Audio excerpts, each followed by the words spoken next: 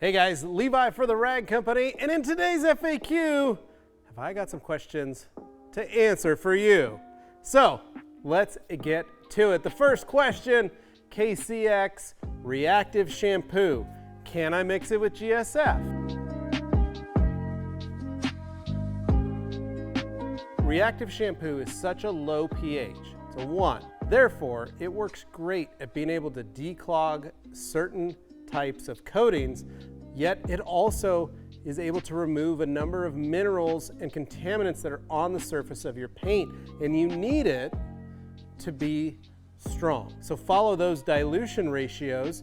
That way when you're putting it in your wash bucket, you're doing it appropriately. But there is no need to mix GSF to, some people think, oh, I'm gonna gain some lubricity. No, wash with reactive shampoo first, then rinse it off. Now, if you want to go back and wash the car with GSF, go for it. Totally, no problem. But you've got to remember, we are not worried about too much scratching, right? Because we have to remove those minerals. And those minerals are going to be removed a lot easier chemically by having them removed during that first process with reactive shampoo. So, use reactive shampoo on its own.